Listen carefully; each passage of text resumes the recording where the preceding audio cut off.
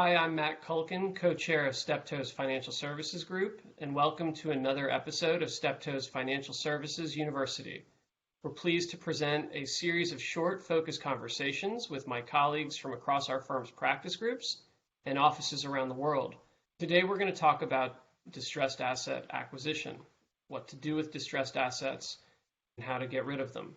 I'm joined by my colleague, Jeff Reisner, resident in our Los Angeles and New York office. Jeff, thanks for joining me. My pleasure. Nice to be here.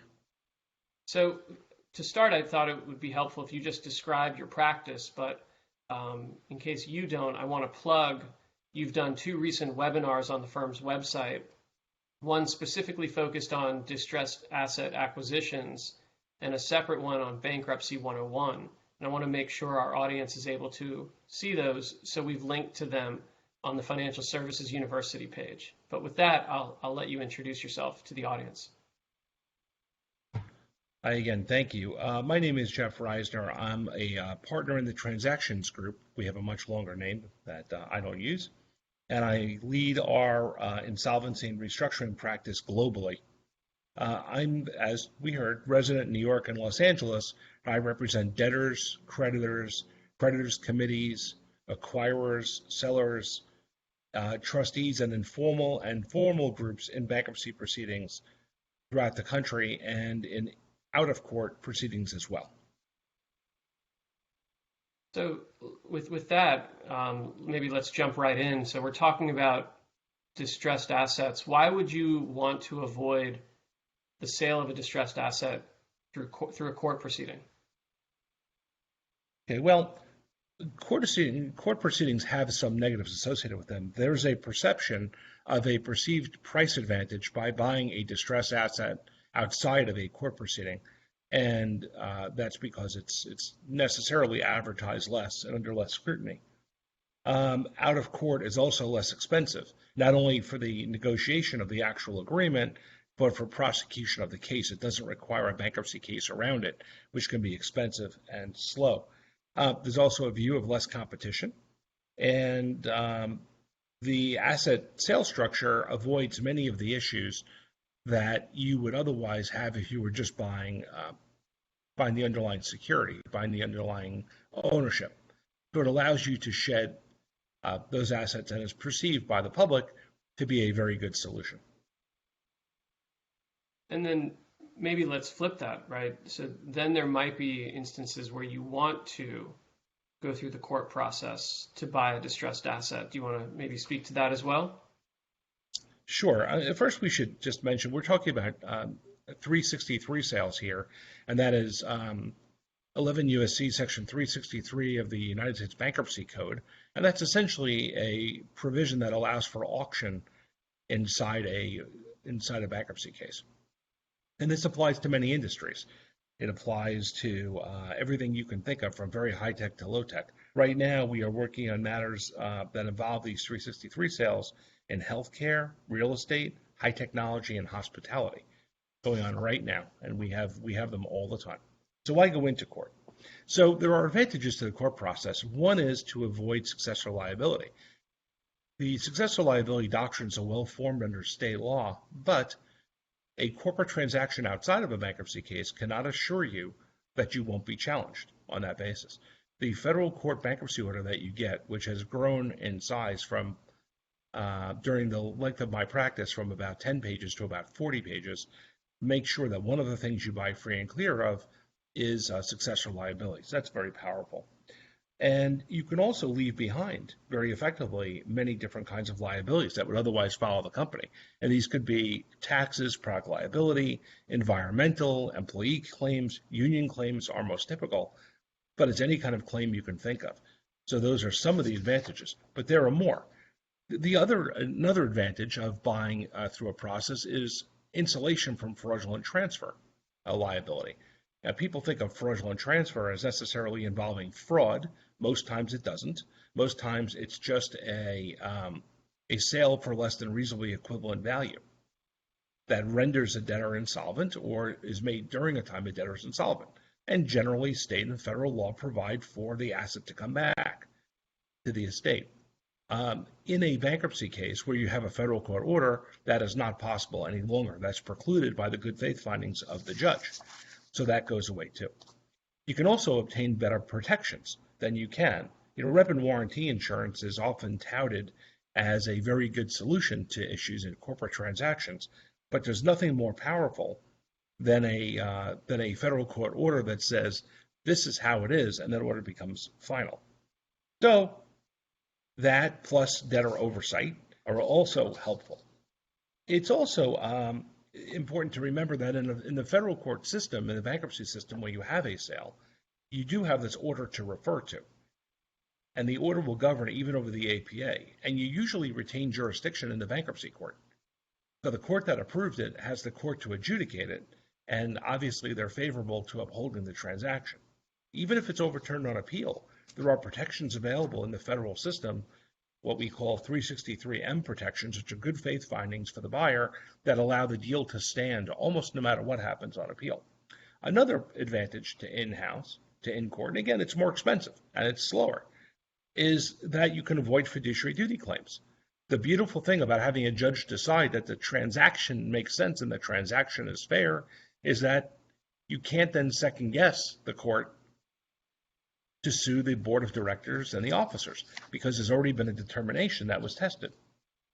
So another issue that comes up sometimes is a post-sale transaction issue.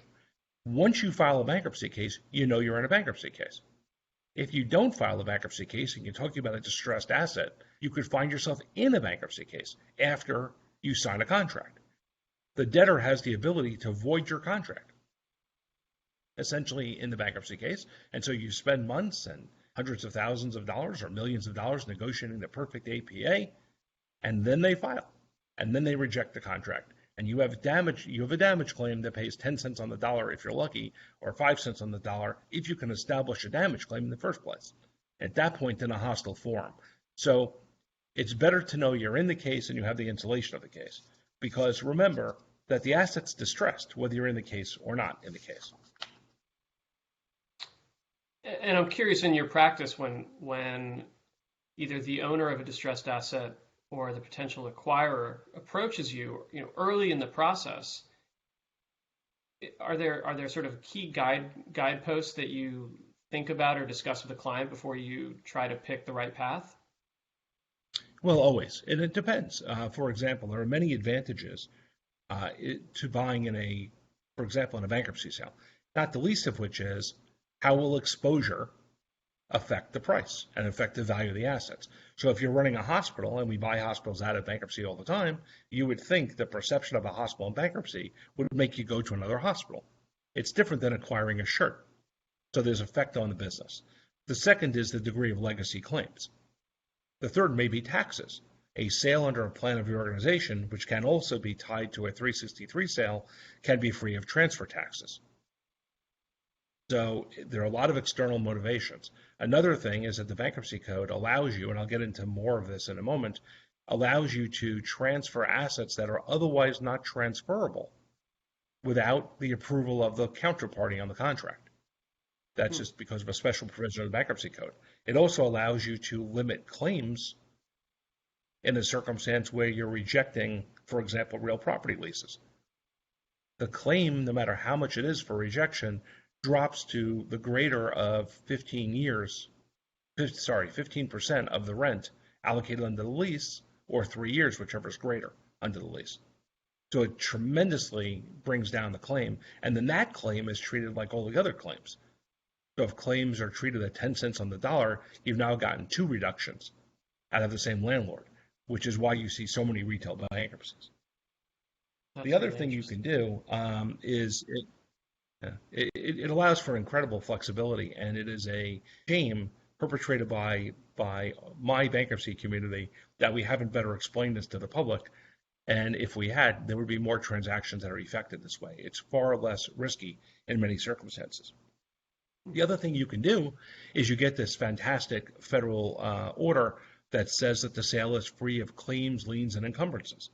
That will stick absent a failure of notice, and usually that won't be visited upon the buyer. So your diligence can be lighter too because you don't have the same risks. And what happens is these claims and liens attach to the sale proceeds, and you can get the asset free and clear.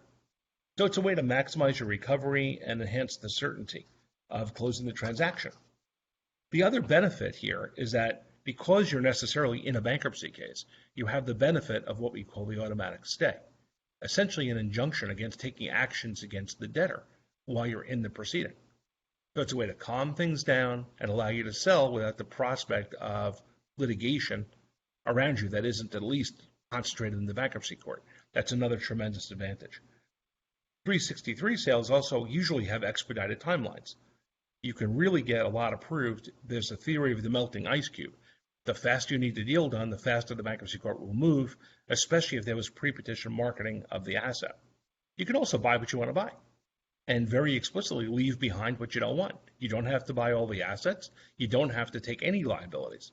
That's just a matter of negotiation and contract. Again, as I said, very, very important, the ability to assign contracts and leases that have no non-assignment provisions in them. Absent some very interesting exceptions that aren't directly applicable to a general conversation, you can pretty much assign anything. And the debtor is required to select the highest and best bid, not the highest bid. There's a lot of discretion in how to do that. Often the highest bid the best bid takes into account things like employment. I've even had cases where national security was implicated. Where many years ago we were selling parts of computer hard drives, and the question was, did we want this to go to overseas or keep it domestically? And the U.S. Department of Defense showed up in court to argue in favor of our purchase, my client's purchase. That's one of the things that happens. There is consultation typically with the creditors committee, but other than that, the judge is the one that calls the shots, and the standard is only what is in the best interest of the estate, being reasonable. Well, now I get to ask you probably my favorite question in all of the Financial Services University courses, but in our talks in advance of today, we talked about the role of a stalking horse, and I'm hoping you can explain to the audience what is a stalking horse and what is the advantage of being one. So the stalking horse is the party that comes out and sets the table. There's an advantage to a debtor in having a stalking horse, and that a debtor knows that it will have at least one party show up. So it's like throwing a birthday party and having at least one guaranteed guest. So you know you're going to have that. And the stalking horse so that's the advantage to the debtor. The stalking horse has advantages too to itself. And we'll talk about more of that in a moment, but basically, depending on your relative leverage, if you're the only real buyer, you get to dictate terms, or you can say, I'm not going to buy. Now, those terms are not only the terms that you would think of, such as, what I put in my APA, my asset purchase agreement, but there are also other terms. For example, your ability to shape the process. Stalking horse bidders have input into at least the following things, if they are well represented. Milestones in the case, timing of a sale, timing of notice of a sale, where the sale gets noticed, who qualifies to be a bidder, how many bidders you can have, the form of the bidding, the minimum overbid, which is the first bid over the stalking horse bidder. Typically, that's enough to cover some other matters we'll talk about in a moment, but that's a significant hurdle. It can be very material. And then the successive overbids, and there's always a negotiation. The stalking horse bidder typically wants the highest minimum overbid, okay, and the greatest successive bids, because if nobody else shows up, there's no auction. You've gotten all the benefits of a protection of an auction without an auction, and the tension for the estate professional is to try to get the most competitive process going they have. So often they go to court with something that doesn't even look very realistic, and then they know the court's going to cut them down. But the more important part, and the part you hear about, are bid protections.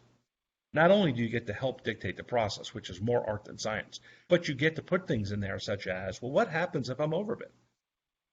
Can I get my expenses back? The answer is yes. Can I get a breakup fee for my time and expenditure of effort? The answer is yes. How much? As you can imagine, the buyer wants enormous protections. The seller wants minimal protections. There's a negotiation, but typically 3.5 to 4.5%. is typical for a combined expense reimbursement or breakup fee. Obviously, there's tremendous variation depending on the amount at stake and how much effort's really gone into this. Breakup fees also have to be approved by the bankruptcy court. So there's typically a hearing, and in these sale motions, there's typically two hearings. One is to set the bid protection, and the second one is to confirm the results of an auction or a non-auction, depending on whether there was another overbid. And so, look, we've covered a lot in not a lot of time. I'm curious, sort of everything we've covered, and maybe even more than just that. If you want folks to take one thing away from this, what would it be? Okay, so buying distressed assets is an art, it's a science, and it can be incredibly profitable. It can be as effective as neurosurgery, but you wouldn't perform an operation on your own brain, and you shouldn't look into a bankruptcy distress situation without trained professionals. It's dangerous if you don't know what you're doing, but it is incredibly financially rewarding if you get it right. That would be my one takeaway. Talk to somebody early, get advice. Well, Jeff, thank you for joining me. This was really insightful. My pleasure. Thank you so much. So that does it for another episode of Steptoe Financial Services University. Today we dove into the world of distressed asset acquisition. You can watch more of our episodes and get more information about our financial services practice at steptoe.com. Please check out the other course offerings. And thank you for watching. We'll see you next time.